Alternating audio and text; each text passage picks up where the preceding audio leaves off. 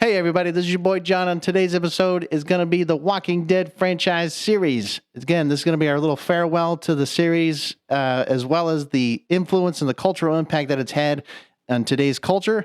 And finally, our great reflection moments of the whole series itself, and also the possible recast that we think you might like. So stay tuned.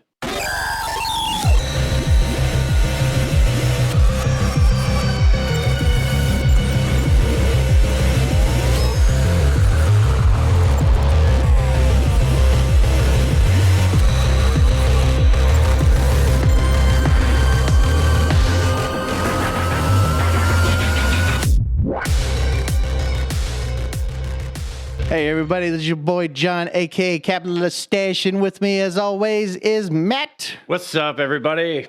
Which is also known as Mr. Grumpy Beard, if you don't know. But anyways, no, today, like we've been just talking about a little bit, is yes, we're going to be talking about the cultural impact, the influences, all the great moments in between that we've had so far with The Walking Dead, and again, possible recast of what we would think that maybe be the best fit if it wasn't, like, let's say Andrew Lincoln playing Rick and so on and so forth. So, Matt, I know we've been talking about The Walking Dead for a while, and, unfortunately, I will admit, like I said, I probably wish I would have given it kind of a better shot in the beginning, because I know after season 6, I was kind of like, I was devastated, and I know you watched, all the way through, and then you watched all the series in between and all that shit. But real quick, what do you think if you had to choose your favorite all-time moment? And it could have been in all the series in general. What do you think is your all-time favorite moment? I mean, there's a lot of moments. I would say just even choose 3. Just choose a top 3. Well, I mean, if I had to choose, I don't know if I can choose one particular moment over another, but I mean, if I have to choose the best, I would say segment of The Walking Dead. Okay. It would have to be those first few episodes of, from episode 1 up until when Rick and Lori finally get that, reunion. Is really kind of that culmination of Rick going through kind of that journey. Because I mean, after that, it's really kind of that group thing after that. It's really about the group at Atlanta, what them going to, the CDC and their journey and going through all of that. But it was really you're seeing Rick, struggling to figure out what's going on, where his family is at. And then he, goes to Atlanta, gets stuck in a tank, but well, that's true, yeah. You just have these episodes where it's just Rick, he meets Glenn, and then they're in this weird shopping, mall plaza building, and then Merle's getting locked on the ceiling, on the roof, and I think just that arc of when they finally meet. And he knows, my family's alive, Carl's alive, that arc, I think, is my favorite. No, I mean, I guess, since I've watched the whole thing, I mean, I probably would have to agree with that because, it kind of gives you a glimpse of, where Rick is coming from and kind of, understanding, if you're, in his shoes, right? You're realizing that, the world's basically a shit show now. There's nothing you can do about it besides just trying to adapt as quick as you can, because that's exactly what he tried to do in that moment. And he was just trying to figure out where his family was, if they're alive. All these things are happening all at once, and it's crazy. The first episode is literally him just trying to figure out what the fuck is going on. And so it's it's crazy to kind of relive that, kind of moment. But if it was if it was me, if we were living in that kind of world, I don't know. It's crazy to even think about how, he was literally stuck in the hospital. He wakes up, realizes there's nobody around. I'm surprised he's even alive at that point because who knows, right? For however long. And then, trying to deal with all that stuff, or at least trying to get a moment of clarity to try to figure out really what's going on. Yeah, there's no way in hell to really know. And he's just, you just kind of like, screw it. We're just going to go with the flow, I guess. At this point. I mean, what I think I like too is like at least the first like season or two, like I do like the fact that like at least when they're killing walkers, it's not like they're, after season like, 3 or 4, especially like 5, when we get to see really like, 4 and 5 is when we really get to see Rick being like the badass Rick when he's like chewing people's necks off. And, it's like, you get to see, Rick being a lot different, but like, very early on in those, like at least the first 2 seasons, like people are not just like walking up to every walker and just stabbing them in the head. Like they're cautious, they're not yet like just doing that. And as you get progressing into the season, that's really not addressed ever again. Like, sure, you have like Lizzie who tries to like befriend the zombies and she's kind of like a psychopath, and they, then you have the whole Carol, like, hey, go look at the flowers. Well, yeah, no, I mean, but you have these little, one-off things where, people do care about the walkers in ways that are weird, but like everybody is just willy-nilly, just like, oh yeah, just stab it in the head, just stab it in, just let's go out there. And it's not ever addressed again. So that that to me would be like my biggest issue is like not everybody is going to be okay with doing that. And I think one of the only characters that was maybe like Eugene. Yeah. Where he was painted to be kind of this like, wussy smart guy. Yeah. Yeah. But he just really wasn't like wanting to do that. And I think in a society, like it would become the norm eventually because the world would have to adapt somehow.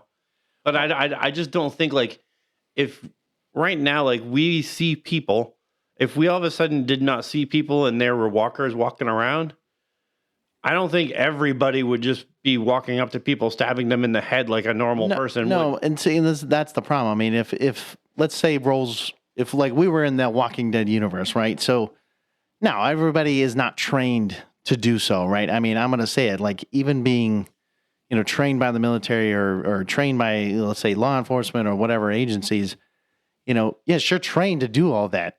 But there's a difference between, actually killing somebody and doing this. And so now, granted, I would say, I'm going to say it, it might be a little bit easier for someone who has been trained in certain ways and did do all that and realize certain things than it would be for a regular, let's say, average person that doesn't get trained to do any of this stuff in general. So like for me, it might take me a second. It's really the realization of understanding like this thing is going to attack me. It's like a matter of life or death. That's the difference, right? Whereas a regular person might think, well, this was a human being. Well, you're right. Keyword was. They're not technically a living being anymore, just a more mindless person or whatever object. And so that's where I would say you're right. It's different in that sense. And also it's not just a flip of the switch, right? Because you'd have to normalize. Yeah, and I think some people can, some people that have like that military or the police experience or have that type of training, you might have that switch where like, it might take you maybe a couple to be like, okay, well, these aren't really people. They're already dead. They're, whether you call them zombies or walkers or whatever, it doesn't matter. But like, they're dead. They're going to kill us if they get in here. We need to take care of them. But there might be somebody that's more of like, I would say like, I don't know Allie, but like Danielle or Tate or somebody that's like them that would be like, I can't do that. It's like, well, you're going to have to, or they're going to bite you. Right, they're going to kill you. Or basically you're going to turn into them. So I'm just saying like, it really wasn't addressed in that way. I think like a whole lot. It was just kind of like, now like, hey, grab one of those spikes and go protect the fence. Well, okay. Like, and they're just, they're just kind of doing it. And it just became like a normal thing. I'm just saying like, yeah. I was just going to say real quick before we go on to the cultural impact of stuff. Would you be able to do that if you were in like, let's say Rick's shoes in that sense? I think it would be tough at first. Of course it's not. I mean, I don't think, if you handed me like a kitchen knife, like your everyday steak knife, I mean, I got one if you want to try it. No, I'm joking. I would be like, no. Like, you need to give me something that has a longer reach, because like I'm not going to be like Daryl and like pushing him away and like we played like Dead Island. Like, Oh yeah, I'm not going to be grabbing him by like the lapel and like stabbing him like that. Like, I would want something that had like a little bit of distance. So basically, you want like a Lucille or like a. I mean, I don't want to bash the shit out of him. Well, but I mean, I'm just asking. I mean, you wanted reach, so I figured you wanted something like that, I or would you say want like something like not like a full size spear, but like something that had like a I could hold like that I could just a poker, like a poker. Okay, so I could just like a kind of like stab him in the head, so like a fireplace poker, right? Like one of those. Yeah, like, something that had like that kind of a distance, so like I didn't have to like go hand to hand with them, but like so I could still keep a distance. But I think it would be tough for me at first.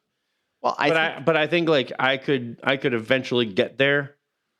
Well, I was going to say, I think anybody, who was just doing this for the first time, I mean, it's not going to be easy whether you do have training or not. No, I mean, it's just getting used to the certainly fact that not going to be easy, but right. Yeah, I mean, like I said, I think the first few times, yes, it'll be tough, but I think I could be capable of it. Yes. Especially when you're talking like that thing is going to bite the shit out of me. No, fuck no.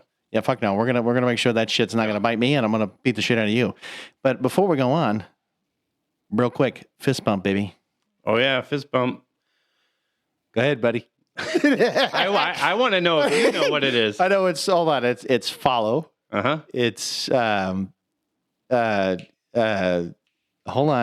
I want to say integrate, but it's not integrate. It's I need to work on this, folks. I'm sorry. It's been a long time. I'm sorry. Just say it, man. I'm sorry. I'm not going to say it. I'm gonna let you fumble. Wow, you're gonna let me fumble. I'm gonna let you fumble around with it. Wow. Okay. Wow. Thanks, folks. I'm sorry. I'm sorry that I don't know our acronym. I'm so sorry right now. I'm drawing. You just make it up, bro. Just. I know it's not. Look, I know it's say follow. Whatever. Say whatever word you want to say. Look. Okay. I know it's follow. I know it's. I want to. God, it's the I that screws me up. So it's like, it's follow. I'm gonna skip the I for now. It's save. No. Subscribe. There you go. Yep, subscribe. And then I'm drawing a blank, man. Just please help a brother out this one time. Follow. Interact. Okay, see? Interact. Subscribe and tell your friends. Oh, my God. There it is. There we go. Yeah, sorry, folks. Look, I'm sorry. It's been a long couple days, man. It's been rough. So, TikTok has been kind of funny. It still exists, but it's not on the Google store. So, if you were one of the ones that deleted TikTok, well, you're foolish. But you can still, kind of get around it if you, if you are on your phone, you can go to like the TikTok site, and then you can literally like if you're in Chrome, the three dots, and you can add it to your home screen. It'll tell you after so many swipes, you can like actually add it that way. Hold on. So you're saying that if people deleted TikTok now, they can't get it back? They have to use the website? They would have to use the website, yes. Interesting. Because it's not on it's currently right now not on they had to remove it from the Google Play Store. No shit. And the Apple Store. So you can't. So if you have it still on your phone, you're fine. If you have it still on your phone, yes, you're fine. If you deleted it, then you have to add it to your home screen or use the website.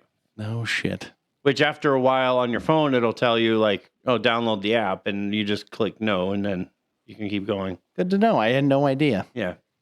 But yeah, you can go, you can follow us on TikTok. You can follow us on YouTube, which is, one of the major platforms we use. Yep. We're also on Instagram, Facebook, as normal. Spotify, Apple, yep, and Amazon and all that fun stuff. All those fun stuff. So yeah, go on there and give us that fist bump.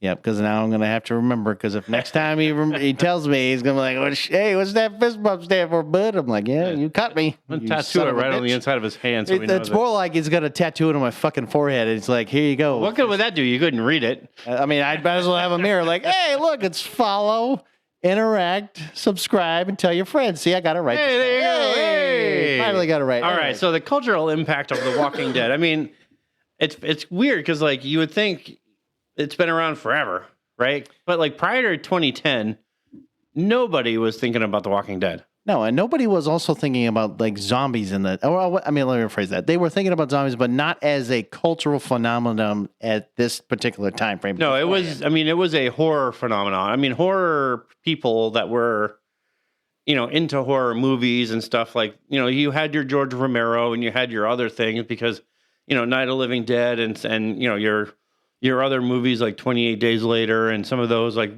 those were big movies. George Romero is like a huge zombie, cultural icon as far as like horror movies. But that's kind of like where it stuck. Like the horror buffs is like kind of where it stuck. Right. And it never really got big. And that's where, when you start to look at The Walking Dead, it was crazy that, it really was never like a mainstream idea. It was never like a concept that, until the show really came out, I mean, the comic started in 2003. No, I know, but like it was never really a big thing. It wasn't like a oh my god, like it was like the biggest thing ever until like you said, like because it was a comic in 2003, and of course AMC is like, hey, well, what we got here? They start to look at some stuff. And I mean when they started saying like, hey, we're gonna make a Walking Dead, the Walking Dead TV show.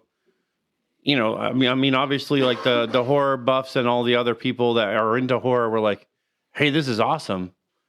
And then you're like thinking to yourself, AMC, okay, not really a place that we would ever think to be a horror kind of classic, kind of thing going on here, even though it was really more for the American classics, everything that was basically from like the 70s and before, everything that was a classic back then. That was the, well, and Walking Dead wasn't even, I mean, Walking Dead wasn't their first, mainstream show. I mean, Breaking Bad came up before Walking Dead did, but I mean, 2010 though, like I said, not a lot of people would have known what Walking Dead was, and then you fast forward today, like if you ask anybody what The Walking Dead is, they've either heard of it, watched it, or are huge fans of it.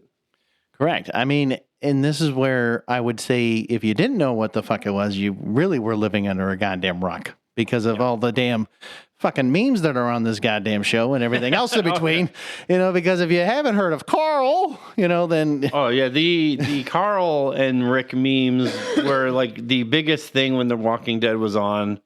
I mean, obviously it's died down now. You don't see him very much now, but like the scene when he first finds out about, his wife dying, as tragic as the scene is in the show. Oh my God, the memes were fucking ridiculous. The memes were just so hilarious. And then we do have a picture of one that we're looking at right now. And it's like, Carl, please, Dad. Where do pigs park their cars, Carl? Dad, no. In a parking lot. Just stop. In a parking lot, Carl. But he has like this this stupid sad face, and like Rick is like just moving closer and closer and closer, and like the four pictures. In a parking lot. In a parking lot, Carl. It's just so stupid, No, I know, and I mean that. But there's like thousands of these stupid things, and like I know, but that so I would say this one was the biggest one. Yeah, like, of all the memes, like this particular scene, just that alone was the biggest one. And then you had, of course, the different sayings and all this other shit. But yeah, I mean, one of the other ones that was with obviously, Carol and Lizzie and looking at the flowers, and you had people making memes of like, Carol telling other people like, hey, just go look at the flowers, like and they just would like Photoshop other people in there, like they're just like, what are you doing? Like, oh, come on, people.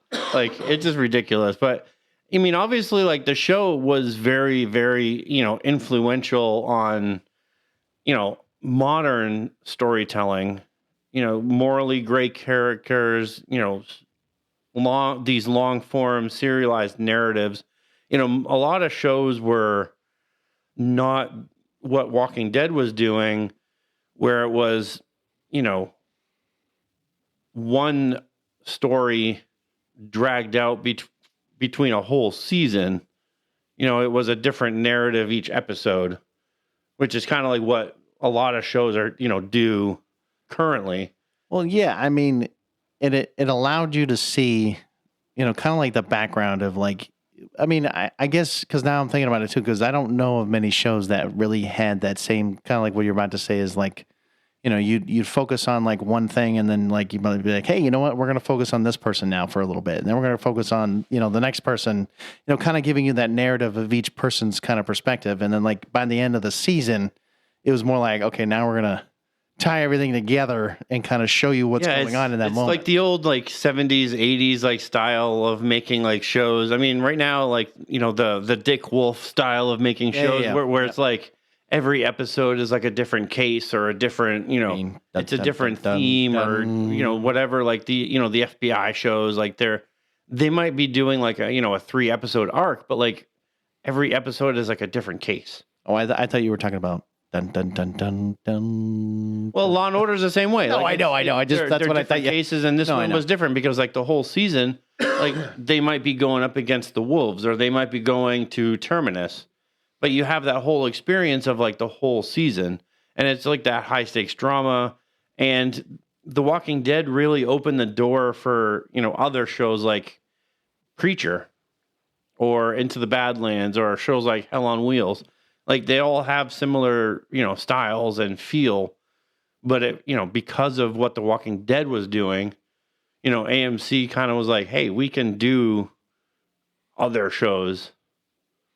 Well, and like I said before, AMC was really known at the time, well before even Breaking Bad and all this other stuff, was just known for the American classics, that kind of stuff. So once they did, Breaking Bad, this show, and so forth, of course, now they, the show you've been watching, Kevin can go fuck himself, like that's a show like, seriously, now I have to seriously watch it, but it's really to like, I tried to explain it to Danielle, and it was like, it's really tough to explain. You just got to watch it. And we watched one episode, and she was like, oh, now I get what you're saying. Because it's like, it's really hard to explain, and you have to just watch it. The best example I can give you of kind of the narrative is like WandaVision, in that it's like, it's like it plays out like a TV show. Okay. And then you get to see like kind of the behind the scenes, like how Kevin's wife, which is who you follow in the show, right? You follow Kevin's wife, how like she is emotionally outside of like kind of like when she's interacting with Kevin, which every time she's interacting with Kevin, it's like a TV show. You get the laugh tracks. It's like high humor. The lighting's different. But like when she leaves the room, or she goes to work, or she does anything else, like the lighting is like normal, like lighting. It's dark, dreary. Like, there's roaches crawling on the like floor. Like it's normal. Like, it looks normal. And she's dealing with like all kinds of different emotions and different things. And, Kevin's really a dick because he's that typical dumb husband. But he's, in the show. Right. So it's a really like unique show, but like it's thanks to shows like Walking Dead that opened that door for AMC to be like, hey, yeah, let's try this and see how it goes. But if Walking Dead never did what they did, like Preacher was good, but it wasn't great. I mean, Into the Badlands was pretty good. And I didn't finish Hell on Wheels, but Hell on Wheels was pretty good too.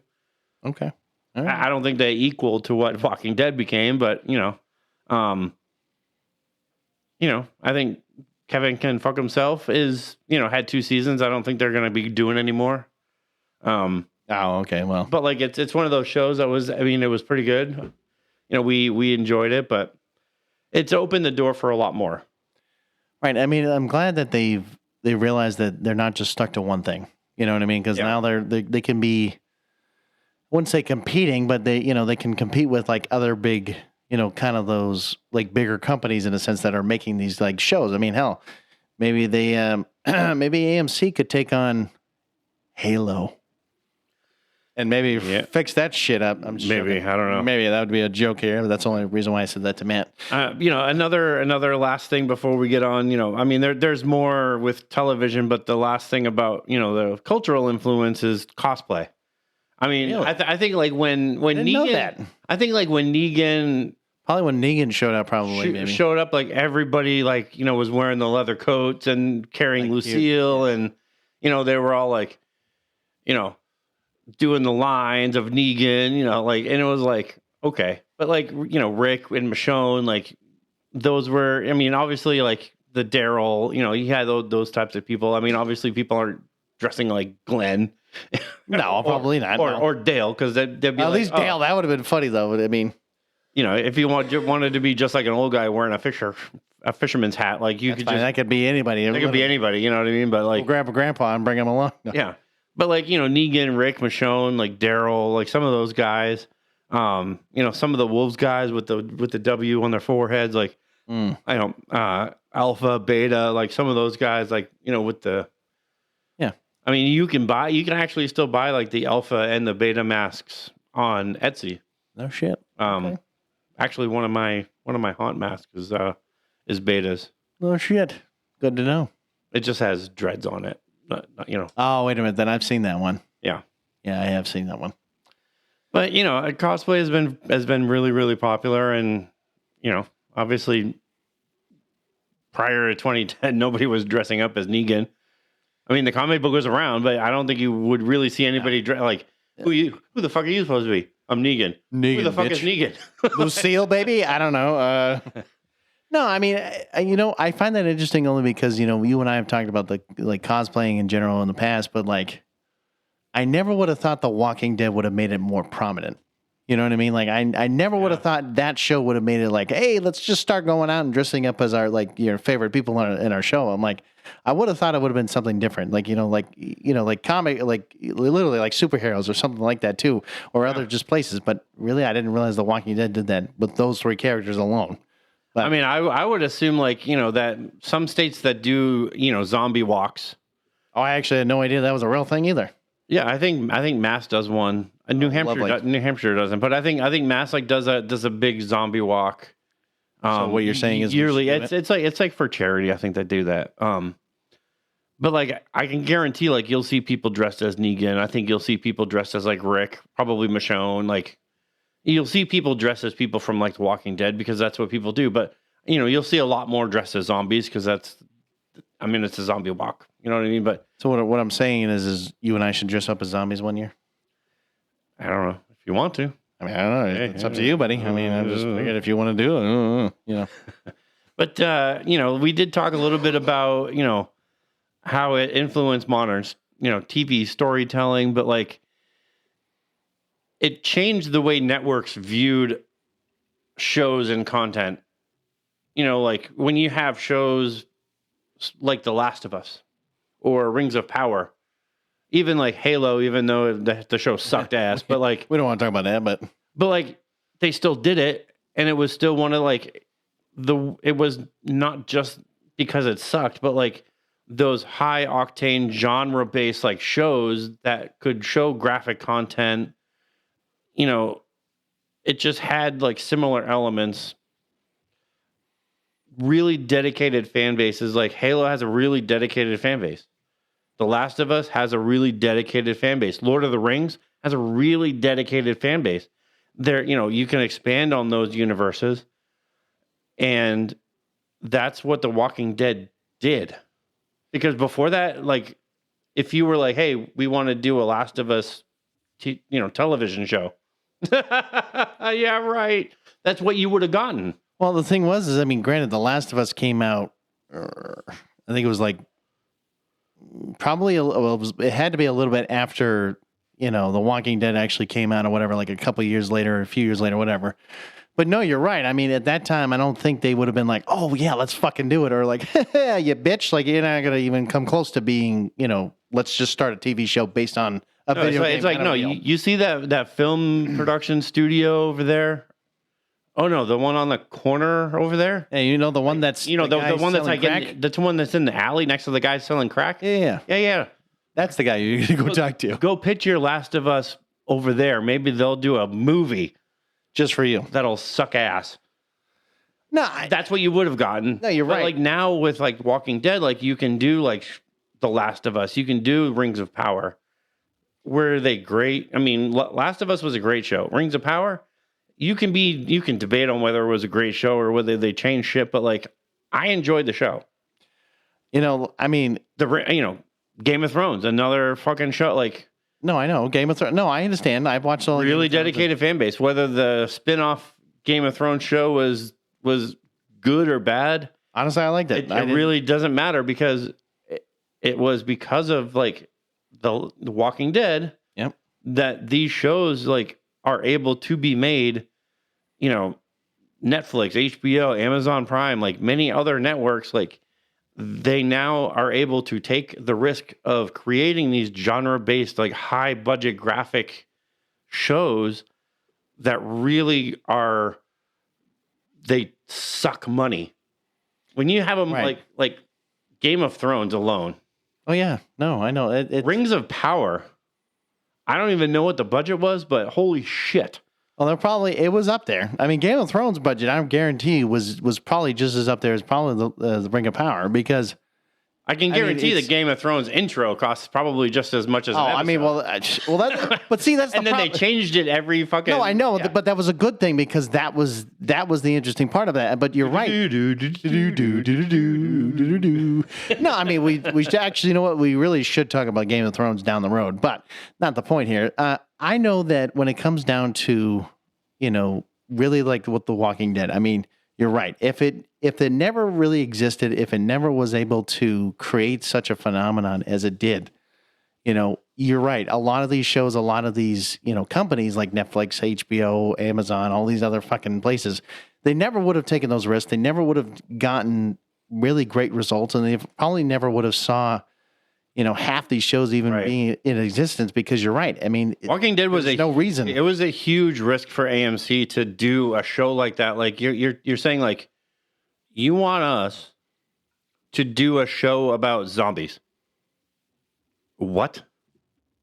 Like nobody's gonna watch that shit. Yeah, what was it? I'm pretty sure like the first 3 episodes or first few episodes of that show was one of the most highly watched. Yeah.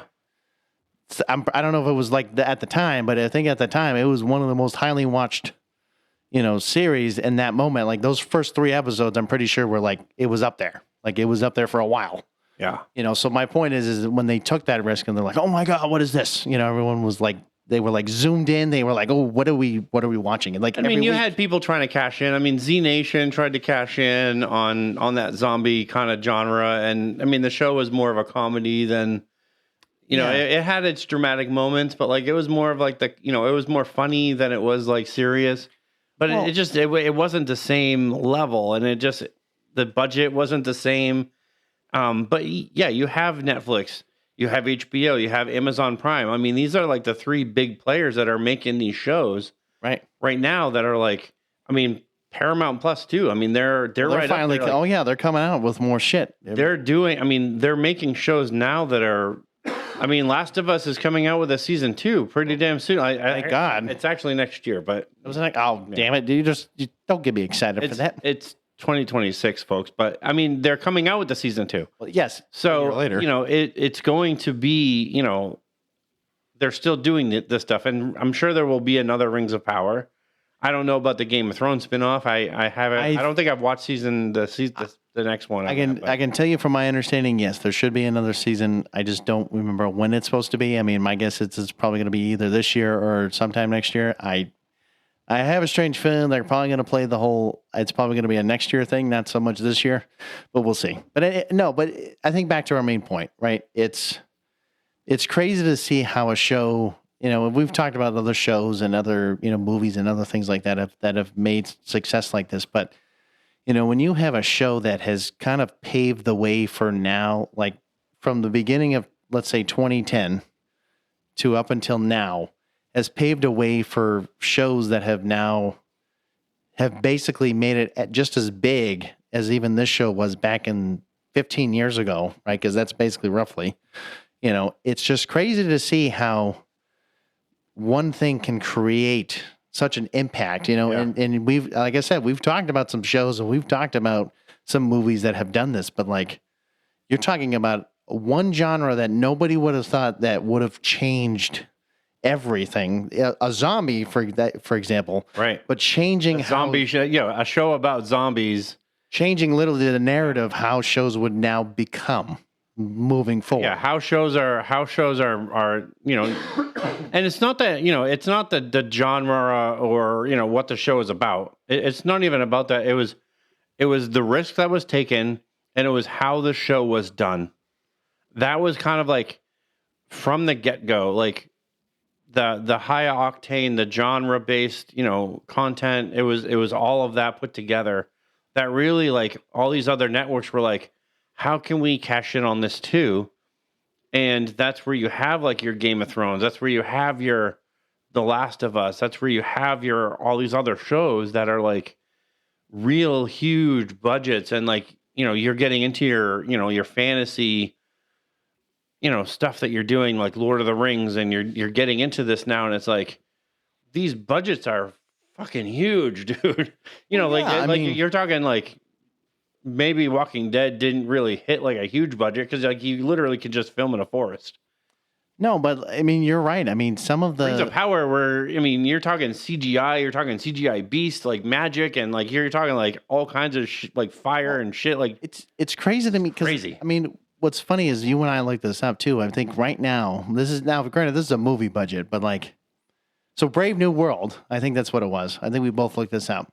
It was close to $500 million just in production alone, just to get that movie to where it is now. Okay. Now, I don't know if the budgets for, the others like shows and stuff like that were even close to being that, because I think that was one of the highest budgets ever made. But like, you're talking like, let's say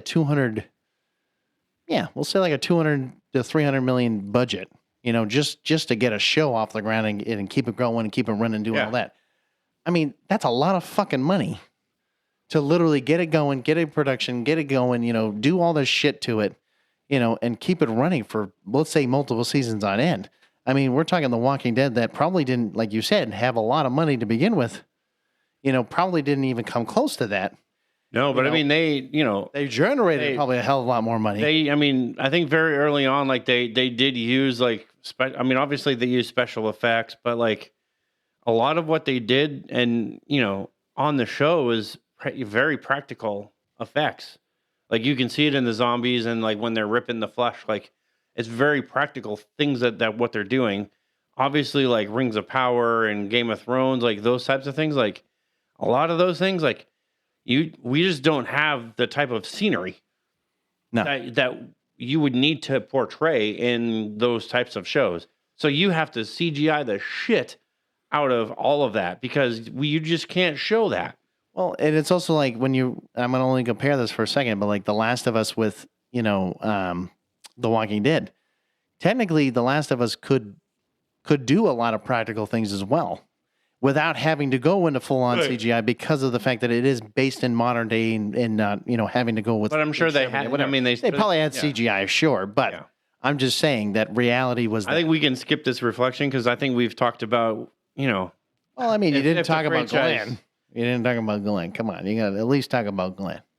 That's all I'm going to say. Talk about Glenn?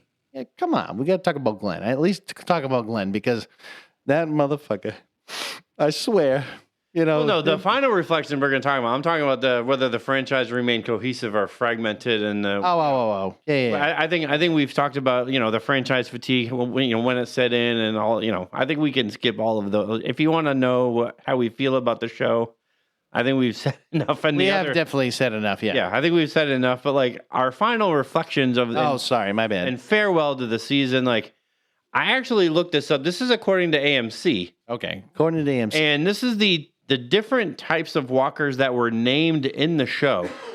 And I want to take the first list. You can take the second list. Okay. I kind of broke them up, but this is all of the names that these. The zombies were called in The Walking Dead. Lovely. So there's walkers, infected, empties, roamers, stinker, lurker, floater, and this one I found interesting because it was used. I believe T-Dog used it first, but very early on they used this term like in the early part of the season and like in the show. Geeks, biters. Lame brains. Okay. Yeah. Geeks was probably the one that I was like, why would you call him a geek?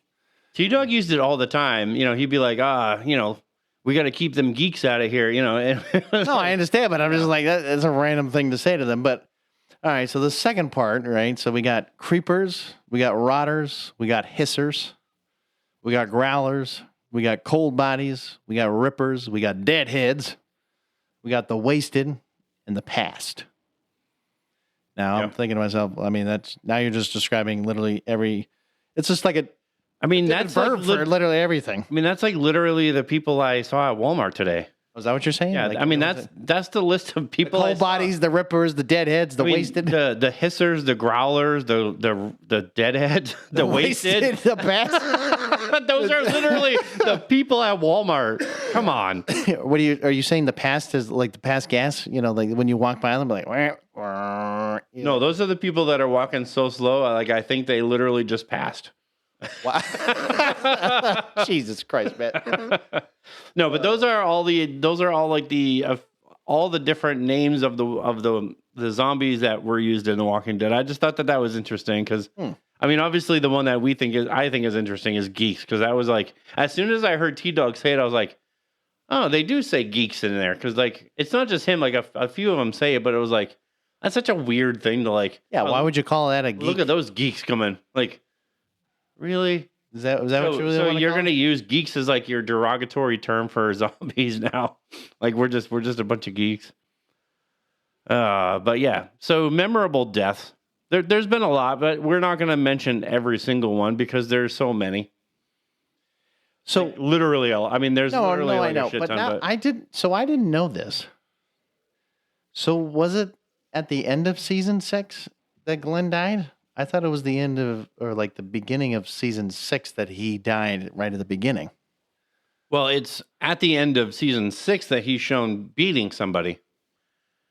Oh, but at the start, I did watch of all of season 6, and I didn't get to watch. At the start of season 7, you learn that somebody that he was beating was Abraham, and then shortly after it was Glenn. Okay, see, I couldn't remember if it was the beginning of season 6 or beginning of season. I think that's what it was. Okay. No, it was at the end of. It was at the end of season 6. Like it shows him like literally like hitting somebody with Lucille. No, I couldn't remember if it was the beginning or the end. So I did. Okay, so I must have watched all of season 6 and the beginning of season 7. That one episode. That's okay. That's where I stopped. That would make sense. Okay, that was confusing to me. But yeah, no, I mean it was. Yeah, Glenn was. That was a tough one, man. That for me, anyways, it was a tough one because it was just like, dude, you've been through a lot. You're just dealing with a lot of shit leading up to that moment, and it's like, fuck, man, beat on Glenn. Why don't you? Yeah. Although I, rewatching it, we just ended with season 5, and I think the episode we just ended with was like a bunch of walkers, and I'm pretty sure they were ripping the crap out of Glenn.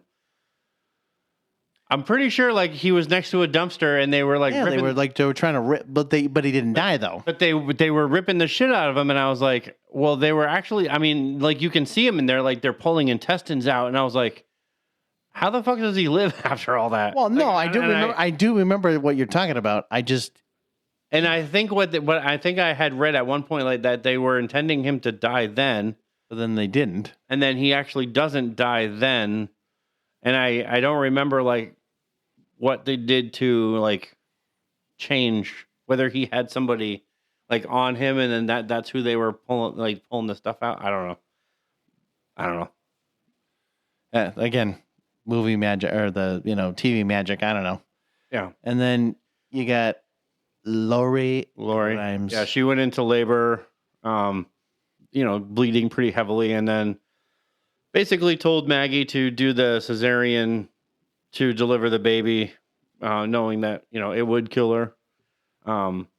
Baby is obviously delivered safely, but Lori does die. And then Carl, basically just shoots her in the head so that she doesn't turn. No, I know. And that, I mean, think about it. I mean, you're killing your own mother before, she becomes reanimated. I mean, that's tough. That is extremely tough. It's tough, but like Carl's hard as a. He's he's had to grown up. Very young. He's a tough kid, and I mean, he's kind of like he's like the Rick of season 5 in that, like he's like, well, she was gonna turn, so I shot her. You know. Well, Like, no, I mean, like, because it's crazy when you look at him back then. I mean, granted, I think what was he? I think when he was portrayed, he was like 8 years old, you know, and like, granted, he's season 2, so I guess he's what, like 10 or 11, I guess, by that time, you know. Yeah. So I mean, it's crazy when you're looking at an 8-year-old, and then when you see him later on, and he, you know, he's got the longer hair, and he's, you know, got his fucking cowboy hat on, and all this other stupid shit. Yeah. It's crazy to me when you start to look at somebody that young, right? You know, and then literally growing up to be like a teenager and almost a full-fledged adult. And you're sitting there like, holy shit, this guy has been through a lot, literally since he was younger all the way there. Season 1, like, I mean, we literally saw 11, I mean, and pretty much, because it was season 9? Was it season 9? Season 8 is when I think Carl died. Yeah. Season 8. So, I mean, literally like 8 years of Carl's, I mean, the actor's life. But we saw Carl from like a little kid. Yeah. Till pretty much like 8 years of him growing to a teenager, you know. Yeah. Wasn't even a full-fledged adult at that point. But yeah.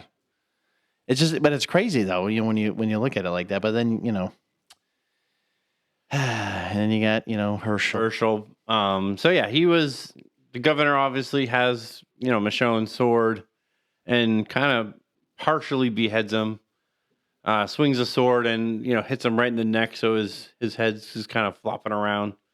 And, you know, he tries to crawl away, and then it's just a vicious, like, hacking job of him hacking the head off. It's pretty bad. Yeah. But he doesn't kill the head either. So the head turns. So Herschel is a zombie. Like you see him kind of doing like the, you know, yeah, just sitting there. But it's just like the head, and that's when Michonne takes the katana and just stabs right through, and you're like, yep, well, there you go. Yep, there you go. And then Carl. He was bitten by a walker, but he did end up shooting himself so that he didn't turn. Obviously, this one was tough because I think like we were hoping he would eventually take that like mantle like in the comic book. And realistically, you know, the storyline was only used because Rick was leaving the show. You know what I mean? So like the storyline for Carl needed to end, because if Carl stayed on the show, Rick wouldn't have had a reason to leave the show. No, I know, and that's kind of the shitty part, is like when you look at the actor and you say, "Oh, he's leaving the show. Oh, well, we got to kill somebody off.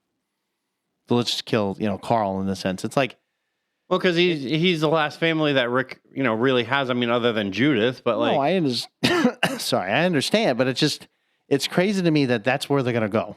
You know what I mean? Like they're just like, you know, screw the actor. Who cares? We're just gonna kill him off. No problem. You know, but I mean, it's just yeah, it's just got a blueprint. Why not follow it? It was a tough one. I mean, like I said, we followed him like 8 years, and it was like, you know, he's becoming a leader. Like we're gonna, you know, he's supposed to take the mantle, and yeah, it just was, you know, Andrew Lincoln is leaving the show, so yeah, he's, you know, Carl being the older of the two, like you're not going to kill off a fucking child. So it was like, yeah, like kill off Carl, and that way Rick will have a reason to leave the show without having any grief of being like, oh, well, I left and Carl's still there, you know, even though Judith is still there, you know, but, you know, fuck Judith, I guess. Yeah, fuck Judith. The last one I would say is just Lizzie, because that one was kind of like, it's about time, but it was still one of those like, you should have done it earlier moments, you know. And I don't know if you remember what she exactly did in the show, but like Lizzie was, so she was kind of like, I would say preteen. I don't know if she was quite a teenager yet. Her sister was definitely younger, and very early on, like they were at the prison and they were kind of like making fun of these zombies, and one of them had a name tag, so they were like, "Oh, hey, that's Ed," and she just kind of like looked at them as like they were friends, and she could, in this particular episode when Carol tells her to go look at the flowers, it was something, I guess, that's what their mother had told them to do, like, Bree, look at the flowers, like, to kind of like relax, and but Lizzie, like, when she saw like the zombies, like, she said she could hear them like speaking to her, that they were people inside, and what they were, that they're being zombies or whatever, walkers, whatever you want to call them, was just kind of like their next step of evolution. Like, it wasn't their fault that's what they were like. And so, like, every zombie, like, there was this one scene where she's like, there's kind of like this older lady who's a zombie, and she's like, running around like they're playing tag.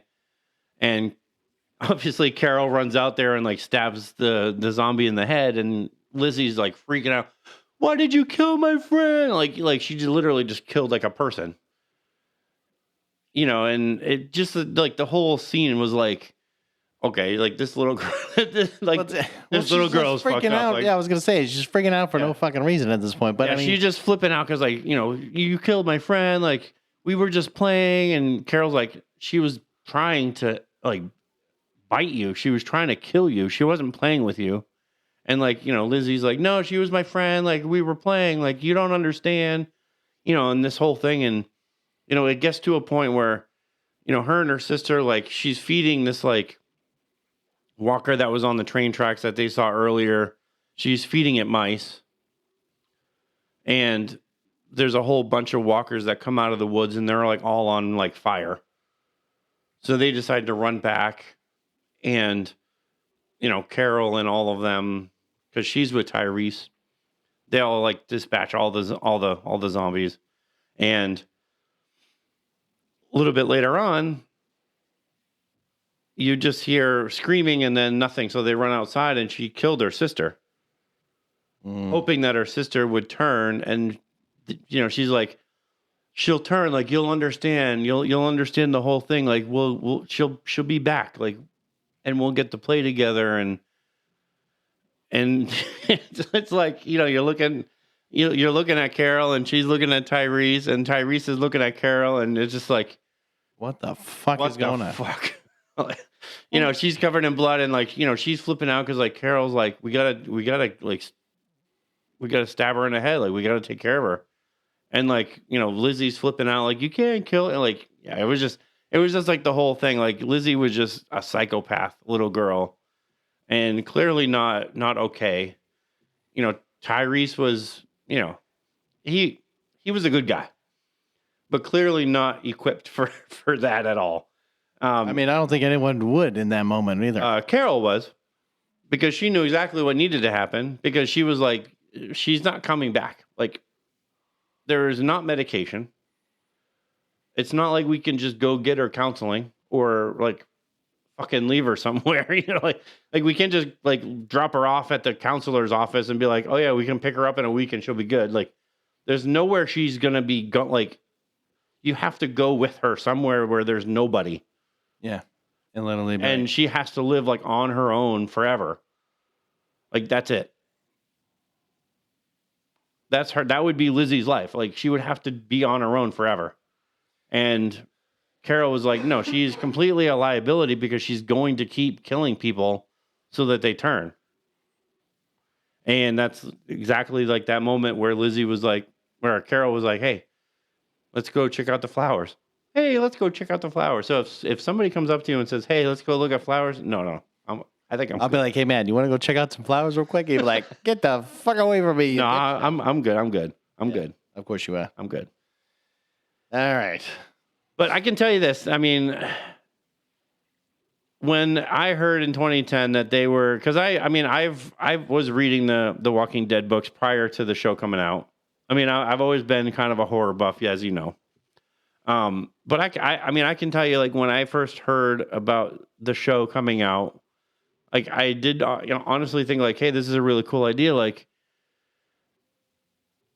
I think if they do it well, like, it's going to be really good.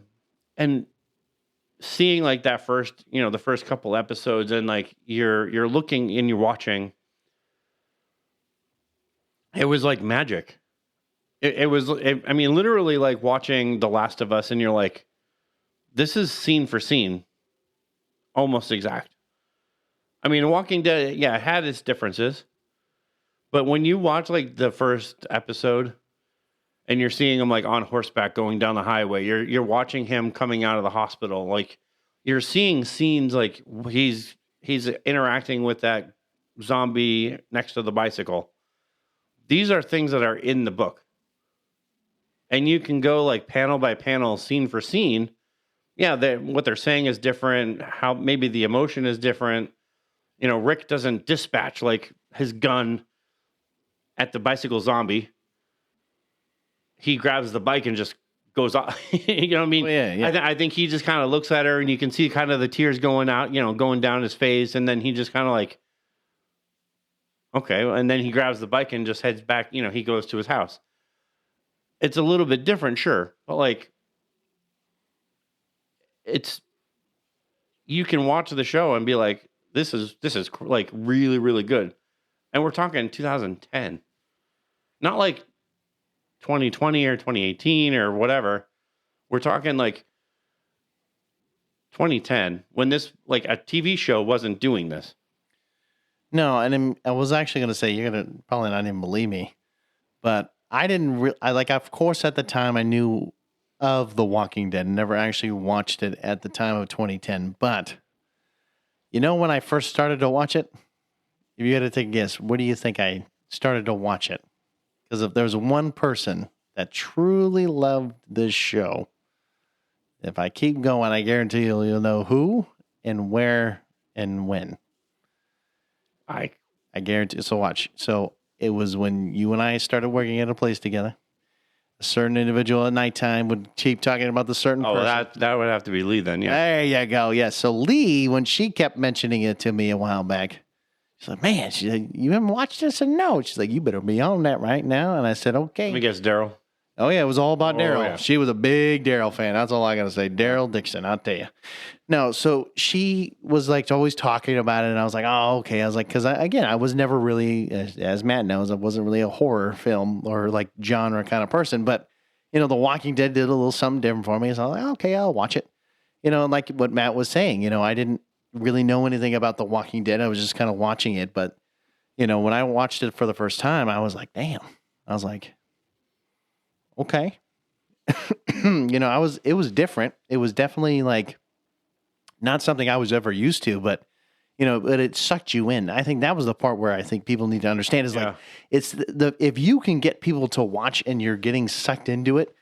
And even though that may not be your favorite, let's say genre or whatever the case is, if a show is getting you to be like, okay, what's going to happen next? Pulls you, drags you in and says, okay, come here. Well, Let me get you to get in. What I like too is after the show, like when you watch the show, on cable, because now so much like there's not. I mean, my parents have cable.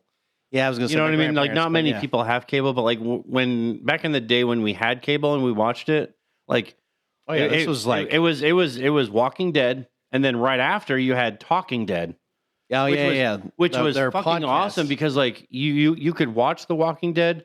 And then immediately right after was like a half an hour show where they literally talked about that episode. And you had your memoriam where they talked about every zombie that died. They talked about the characters that died. They talked about particular moments. Like they did like a breakdown of like how things were made. I didn't know that. Oh yeah, they did. And it was every single episode. It was awesome. And like we watched it when the episodes were on. So like, we watched that and we watched Talking Dead we had to watch Talking Dead right after. Oh, shit. I had no idea. And they had people from the show on there. They had like different like comedians or different people. I was thinking about it. That is also one of the very first shows that actually did the whole video podcast about their show. now I'm thinking about it, because there wasn't too many shows that were doing that, especially back then, because there was no shows that were doing like a video podcast or podcast in general, literally following the show right afterwards. Because now I'm thinking about it, I don't think there was any shows that were doing it even back then, or even further then, because No, and I think they did it for they do it in Breaking Bad or something. I don't think they did it for Breaking Bad, but I think they did it for Into the Badlands. Oh, see, I didn't think they did it. They did it for a bunch of other shows, but yeah, Talking Dead was so awesome, and that's what I like too. But so favorite moments. I know you only watched like until season 7, but favorite moments, characters. We're at kind of the hour, so we're wrapping up here. But favorite moments. We did talk a little bit about this, but season 1 and 2 as a whole for me, that's when I have to say like my favorite moments. And I did say this earlier, but Rick's reunion with the family, like with his family, like that's I think my favorite moment. But I think season 1 and 2 as like one whole unit, where you kind of have like Rick's kind of beginning, and then really the ending with Shane.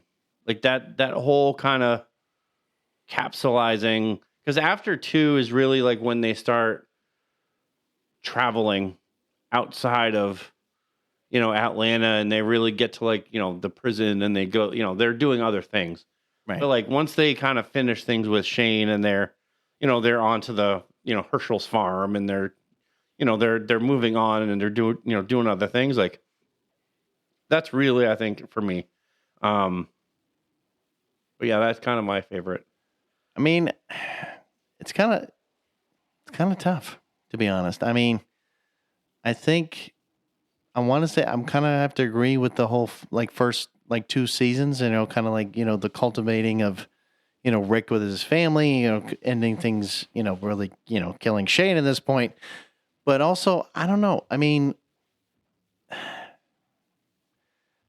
yeah, I really don't know. I mean, I guess that would be it. And I would think that maybe, I think I'm probably going to hate saying it, but I mean, granted, I mean, it sucked when you watch the end of season 6, and then, I always bring up Glenn because, it sucks when, he was such a great character, and he, really kind of helped the progression of the show at the time. I mean, he wasn't like the main guy, but he was always one of those guys that, if he needed something, he would be right there. Like he would be your support. I know Daryl was like his second in command, for Rick at the time, but like Glenn was like, he was just right there. He was always right there. I mean, as brutal as Abraham and Glenn's deaths were, like Negan's entrance into The Walking Dead was pretty fantastic. Oh, it's brutal and intimidating, but no, absolutely, it's fucking fantastic. I honestly think I would say probably that's my other favorite. Then is, and I hate saying it, is yes, when you see that Glenn dies and you see Negan come in, and you're like, well, shit, and then you're like, how the fuck do you get out of this? Just his like monologue. When you first hear him talking, and like it's pretty yeah. I mean, that is one of my favorite moments. I think sometime in season 5, and I don't remember the episode. We actually just watched it. But they do take shelter from a storm in some barn, and Rick is like kind of sitting. They do like this kind of like campfire, and he's telling a story about his father and how he was a soldier. And, he kept fighting during the war, despite the risks that were involved. And, he links it to their life and how they have to keep pushing on, but this is where he gives this line where he does this in the book too. He ends like kind of this like monologue saying, "We are the Walking Dead."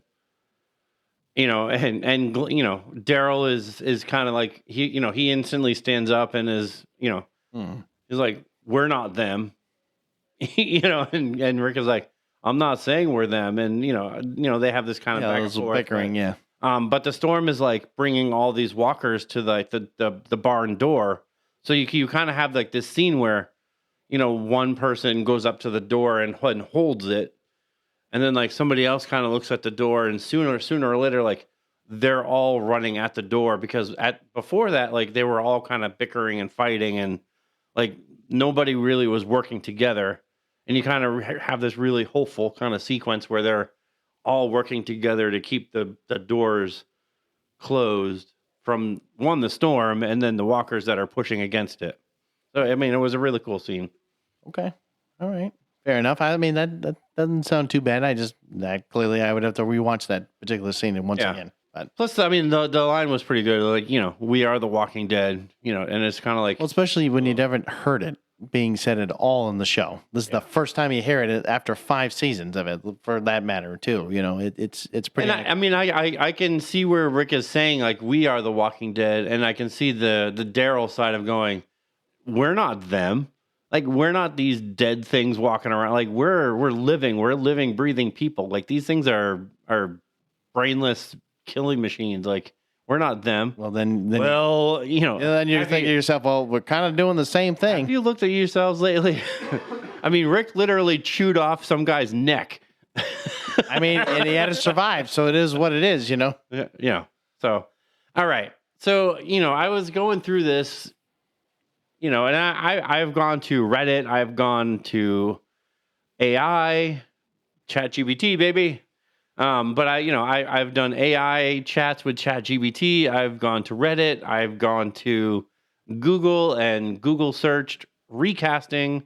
If today, right now, The Walking Dead, and I'm not talking like everybody. I'm not talking to everybody, but I am talking about like some of the main characters. I mean, obviously, like I'm not talking like Abraham or Eugene or some of these like. Not everybody, the main characters. So I will start right at the top, and I'm going to go with Rick. And the very first one that always was coming up was Thomas Jane. See, and now granted, I know that when it comes down to, the problem is that, so Matt, so it was just saying is that a lot of this, what we're looking at right now is a lot of like AI generated. So it's tough for me to say that, when I look at Thomas Jane in this photo, I mean, granted, he is probably AI generated with technically Andrew Lincoln a little bit with him being in the show. Now, I'm hoping that as close as you can get. I mean, Thomas Jane, and Andrew Lincoln, I mean, they kind of look similar in some ways, but I mean, here's the thing with me is that I think if you were to take a look at Thomas Jane and Andrew Lincoln, and if you had to, I mean, yes, originally they were supposed to use Thomas Jane as the original, Rick, but I think what was happening was he was doing a movie at the time, right? And he wasn't available, right? So I think that even though that yes, they look similar, they look this and that, I think Thomas Jane would have been a great choice if he wasn't doing a movie at the time either. But it would have been interesting because. Again, Andrew Lincoln never would have been as big as he was, especially at that time. Nobody knew who the hell Andrew Lincoln was because I looked him up and he was in nothing. Well, he was doing a lot of British, Well, I mean, let me put it this way: like U.S. stuff, like there was nothing going on at that time. But I do think Thomas Jane has like the emotional, acting ability to do it, and obviously he can, being the Punisher and doing some of the stuff that he has done, like he can do the physical part of it too. So yeah. I do think he's capable of it. The other runner up, and I haven't like I said, I haven't watched a whole lot of Hell on Wheels. But the main actor in that one, Anton, and I can't remember the guy's last name, but I know his first name is Anton. But he played the lead role in Hell on Wheels. Okay. Doesn't quite look exactly like the Andrew Lincoln, Thomas Jane. Yeah. But he can like fill that kind of role. I mean, Hell on Wheels is more set in like the Western, time frame, so it's older. Yeah, I mean, I'm probably still choosing Thomas Jane. If I was to replace Andrew Lincoln, yeah, I would probably rather choose Thomas Jane. If I'm just going to be honest here. And then good old Lori. Yes. So we have Maggie Siff. Maggie Siff. So if you don't know who Maggie Siff is, she's been in a lot of different things. So she was in Sons of Anarchy. She was also in Mad Men. I didn't realize she was in Mad Men. Yeah, she's in Mad Men. She was also in Nip Tuck, which is kind of interesting. Okay. Yeah. I mean, she's been, if you kind of look at her thing, I mean, it's been a lot of shows, you know, I don't know what the show Billions is, but she's been in, I mean, Billions, I believe I want to say it's an HBO show or yeah, Prime. Michael Clayton, The Fifth Wave, Yeah. probably Sons of Anarchy and Mad Men is probably what you are going to know her from. I mean, she plays a lot of like the mother characters. I feel like, yeah, I mean, I don't really know too much about her, but I mean, like I said, from looking at her with Lori originally, I mean, yeah, I guess. I mean, I guess if you want to take a brunette woman that has blue eyes, sure, absolutely, take her all day long. That could be literally anybody, but I mean, I don't know. I mean, seeing both, I mean, I guess it's a good replacement if that's what you want to choose. I mean, according to this, I mean, she's been on stage and screen, so I mean, she's definitely capable of the depth and complexity of playing a character like Lori. Yeah, of course. So, and in this picture, yes, could she play the role? I think it's possible.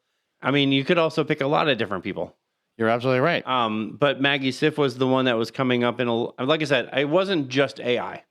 Like I also went to Google and Reddit, and these are like kind of a culmination of of different So AI, Google, Reddit, I mean, name it all, throw it together. Different data sets. So like different from Google, it was different websites like Gamer Rant or whatever, all those like different, Screen Rant or whatever, all those different sites. Okay. So Shane, everybody should know who Frank Grillo is. Yes. If you don't know, it should be, I'm trying to remember Marvel. It was a,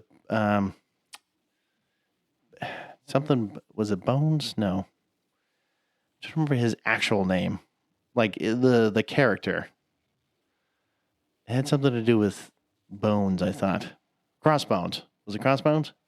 Probably. Something like that. Anyways, no, he was I think he was in the second Captain America, or either it was the second. I think it was the second one when they're in the elevator scene. Was it that one? All right.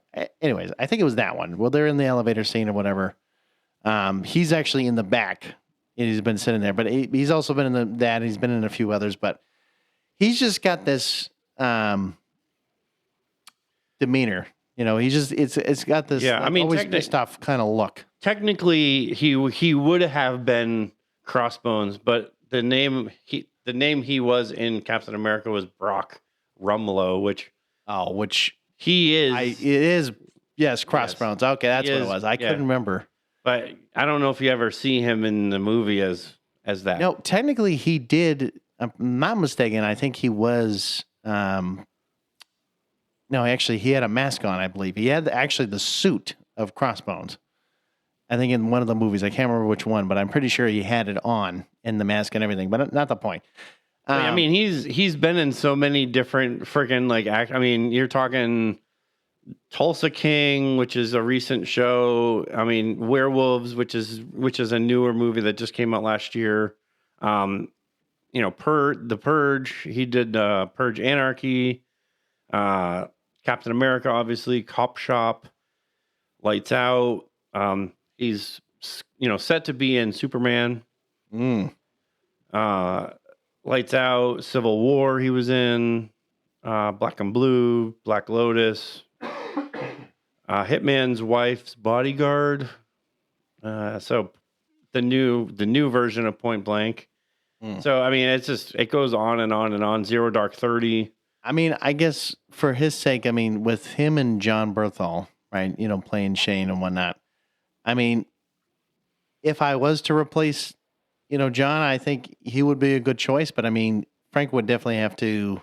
I mean, he's not as, I would say, muscular as what John is, but I mean, he's definitely. But I don't think he has to be. I mean, if you really were gonna go with that, muscular type of guy, then you would go with somebody like the actor that plays, Jack Reacher in that show. No, I know what you're saying, but I mean, I don't know. I mean, you want to have a good size, but not like over, let's say, dominating. You know what I'm saying? Like the guy who plays Jack Reacher in that show, he's tall. I'm pretty sure he's the same height as me, but he's just jacked. Okay, so like Andrew Lincoln, I know for a fact is not that tall. I'm pretty sure he's like, I don't know, 5'9" or whatever. John Berthel, I believe, is like I think he's like roughly 6 feet. So he's not that far off from him. But not the point, though. I'm just saying, like, I think intimidating factor. If you were gonna do that, I mean, you would do I believe his name is Alan Ritchson. Oh, the huge guy, but he's like, obviously he's like 6'3". Oh, I thought he's taller than that. He's like a fucking brick house, and no, I mean, somebody like Thomas Jane's probably like 5'11".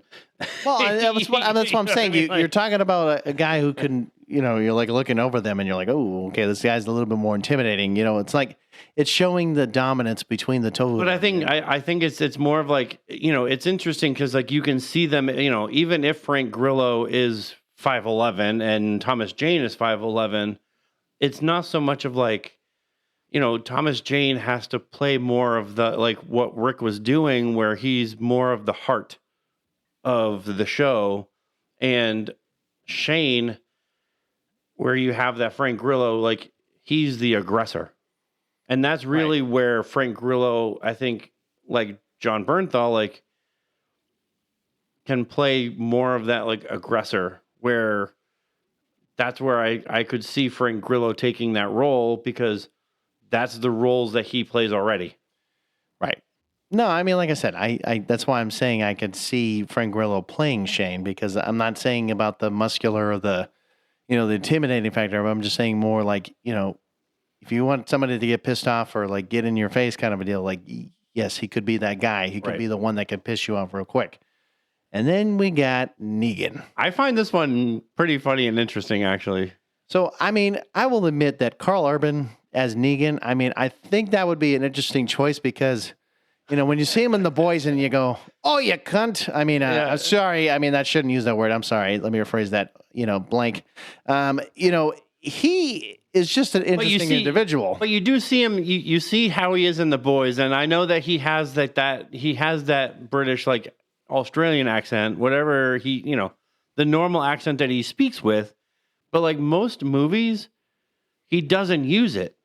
No, he changes his voice to sound more American. Right, I was going to say Americanized, but yeah, no, I mean, but if he talked like he did, maybe like less swearing and less C word. I know, sorry, I didn't mean. If he talked less with swearing, but same quips, that's Negan. That is true. I mean, that is actually true. He could do it. That's why I said I figured it's almost the same level of brutality. it's like almost the same level of brutality, just different reasoning behind it. No, I mean he doesn't have to necessarily look like the Negan we see now, but like he could still be a good runner up in my opinion. The prompts weren't like put Carl Urban as Negan wearing a leather coat. No, it was like, can you show me what Carl Urban would look like as a comic book accurate Negan? And that's literally the picture I got. No, even though the bat looks like it's pretty clean and close, though. Even though the bat looks like it is going through a shoulder, and I don't know how he's holding it up. But I mean, that's just by maybe it's in his butt cheek. I don't know. I don't know. Maybe he's just holding it under his armpit. I have no idea. Maybe, and that's just weird. I don't know. Anyways, but the runner-up actually is interesting, because Henry Rollins is the actual, comic book version was based on when they drew Negan, which there is another picture that we have here. And I will try to post all these at some point on our Facebook page, so you can go check them out. But this picture, like, you can clearly see, like, it's literally the same. It's the same dude. Well, and see, I actually had no idea who the hell Henry Rollins was, to be honest. He was a rocker back in the 90s, 80s, 90s. In a minute. He had the Henry Rollins band.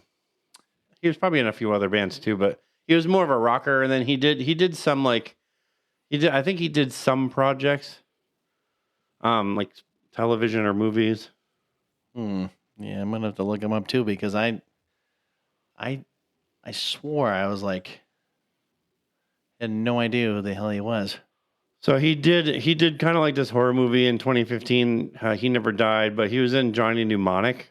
It's actually a pretty good movie. Bad Boys 2. Oh, wait a minute. I think didn't we look this up last week or something like that? I don't know if we looked it up. The Crow. Well, it was either that. Oh no, wait a minute.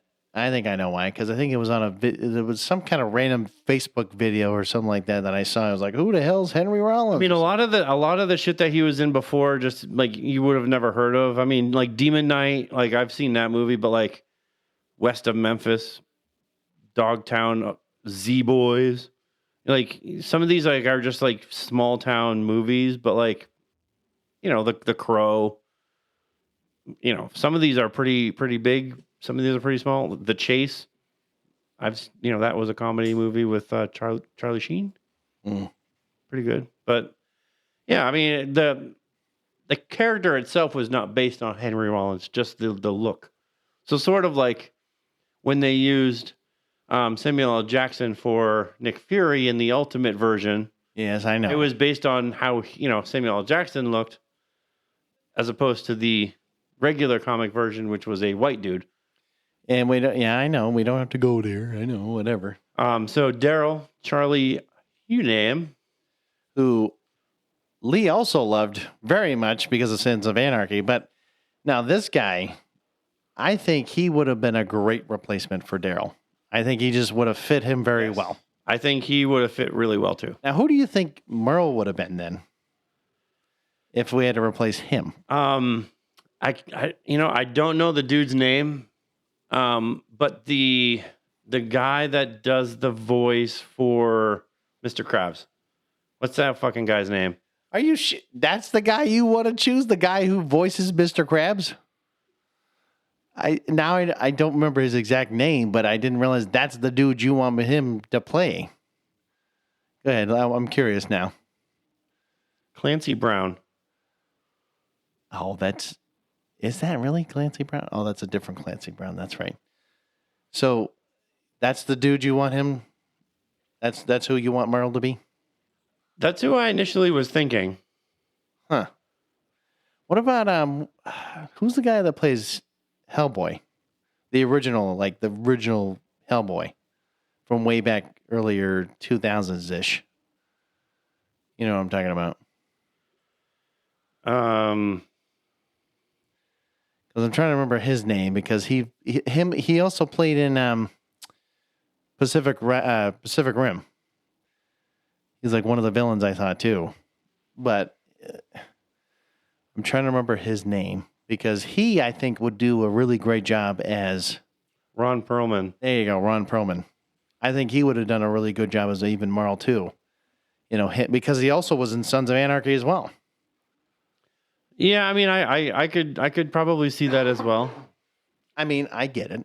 I mean, I was just curious because I mean, I think either one of like the two of those, I think probably could maybe pull it off. But yeah, no, I mean, I definitely think it would have to be somebody like a little bit older. But oh yeah, well that's what I mean. Like having one of those two and then having him. I don't know if I would have him like with the white hair and everything. I probably would dye it black so he looked a little bit younger. But which one?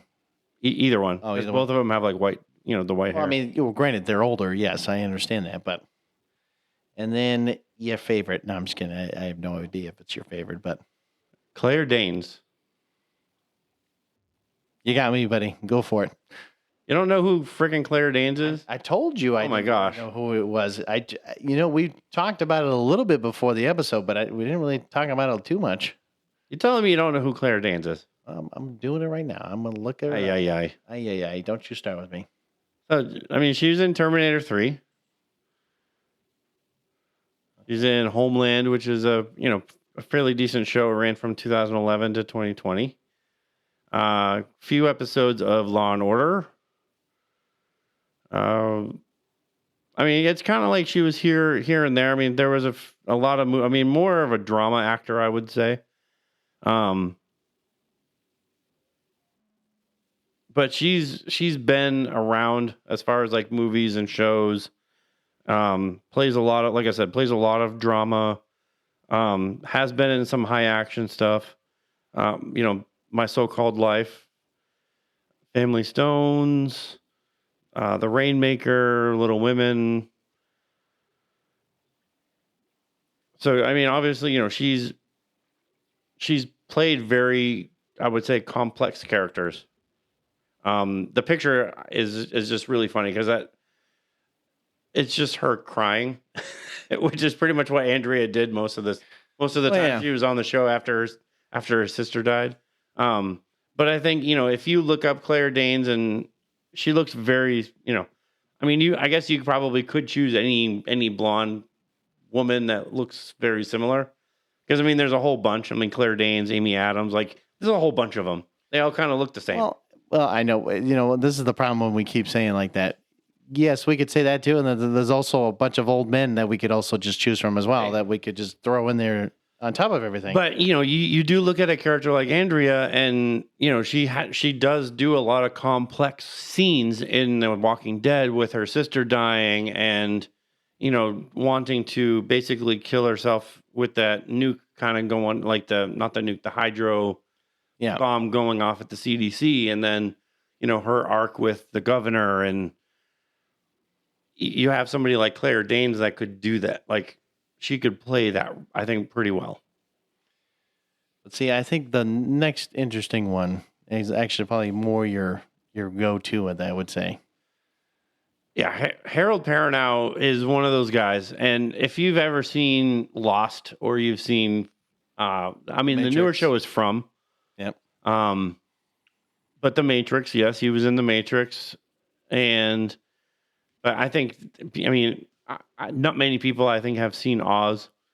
That was a prison show back in the day on HBO. It was pretty edgy, but he was in a wheelchair, and he was kind of like the narrator, but he was in the show.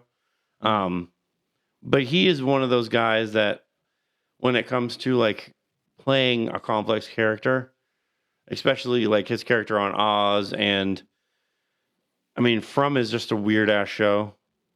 I mean, Lost was a weird ass show too, but oh yeah, Lost was very dramatic. I mean, the character that he played there was pretty awesome. I mean, he could pull off a Morgan, 100%.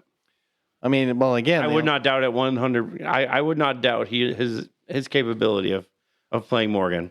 I think the only shitty part is basically if he could play more of Morgan, in a sense, because he only shows up in the original Walking Dead for so long. But granted, he shows up in the Fear of the Walking Dead. That's great. But hopefully, I mean, he does more in like season 4 and parts of season 5. It's really like when he leaves that show and then goes into Fear the Walking Dead. He's in the Fear Walking Dead more in that when he shows up, right, until the very end of that show too. But Harold Perrineau, 100%, I think he could do a Morgan. Morgan was kind of hard because like it's like him, I mean, there's a few maybe smaller names like. Idris Elba comes to mind. I mean, he's kind of a bigger name. But I do think like he 100% probably could pull off that. And then the next guy. See, this is the guy I didn't know. I literally had no idea until he had to mention this to me again, but it was Mandy Patinkin. So this guy it was actually one of the episodes of a long time ago that we did. It was regarding like some of our favorite, like, I think it was like movie quotes or something like that, but it was basically Princess Bride. So the guy who he does the Indigo Montoya, is like, my name is Indigo Montoya. You killed my father. Prepare to die. Right. So like that was the same dude, which I had no idea because I didn't realize that was his actual name.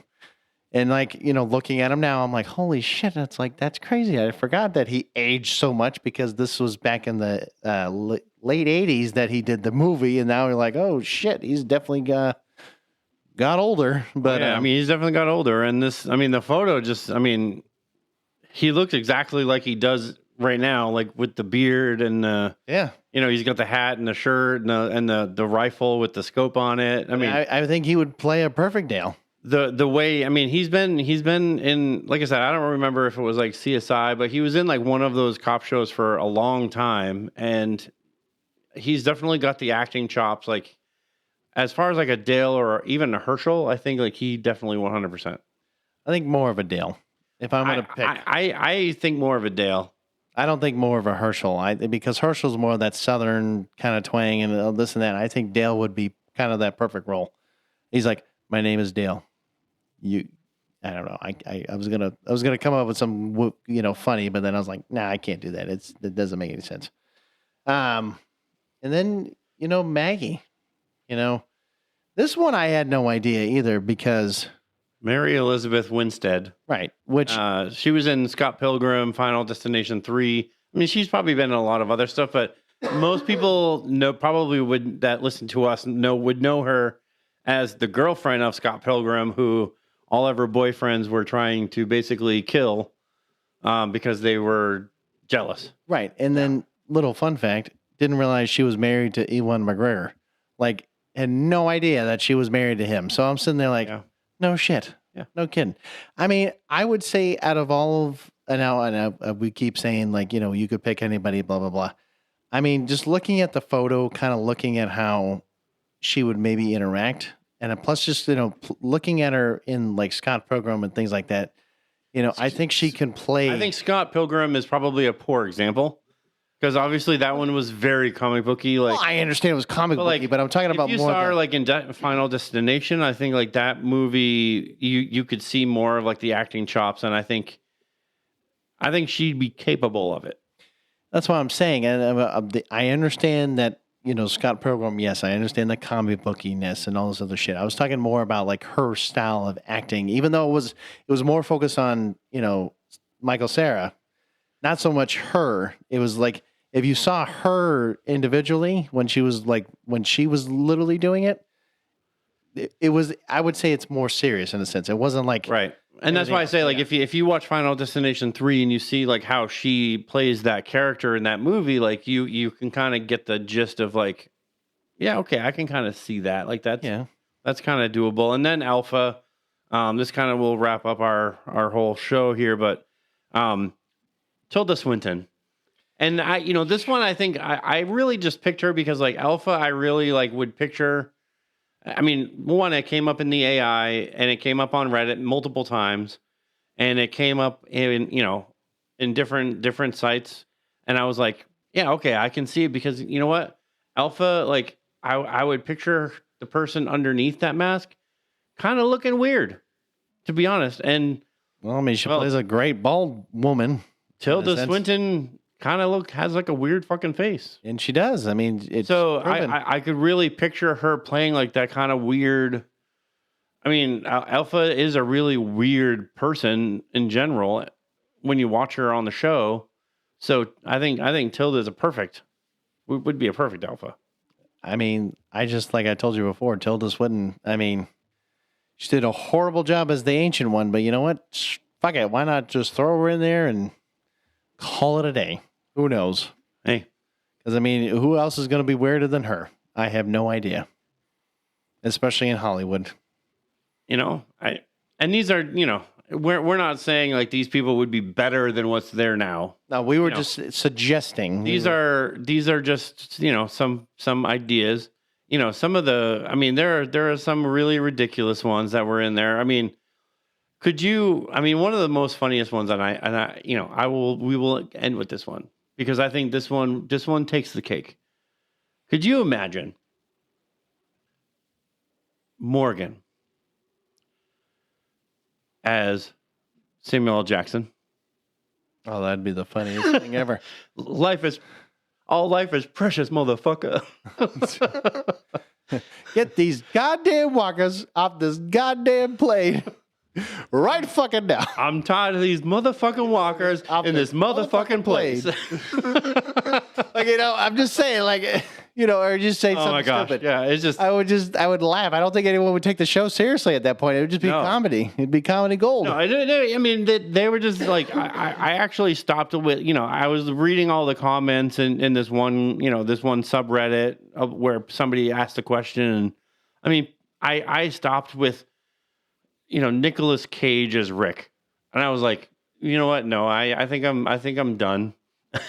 I'm like, no, I think I'm done for the night. You're like, I just can't. I can't do this shit anymore. No, at Nicolas Cage, I think I'm good. No, I think I'm good. No. This is my point. I mean, this is why we're glad that we're ending this like this. But it's crazy to me that when people think of all these crazy ideas or these crazy people to have as these Samuel L. Jackson, I'll take all day. Oh, I would laugh my ass off if that was the case every single time. I'd be like, oh, what does he have to say today? Real quick. Actually, there was one funnier than that. And I will leave with this because we're way over time with it. This one's really funny though. Okay, what's that? It was Terry Crews. Oh God. As I believe T-Dog. I figured you were going to say that, but okay. But he only has one scene. Oh God. And it's in season 2. And it's just like this like random he comes in and does this like random no way, and then just leaves. But they reuse the scene every single. It's just that like that one scene of like Terry Crews doing no way, just like Terry Crews thing, and then but it's just like repeated every time you see T-Dog. It's just that one thing from season 2. It's not like a new scene film. It's just that one scene refiltered every time you see him. I would lose my shit. I'd be like, what the fuck? We just saw this scene 2 seconds ago. Well, we're going to see it 30 more times. Hold on. What the fuck? Anyways. Terry Crews.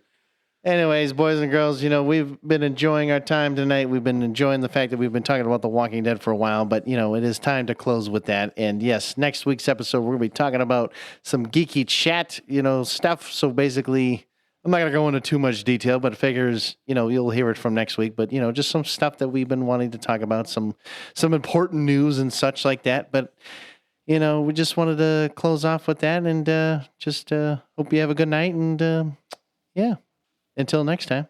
Stay geeky.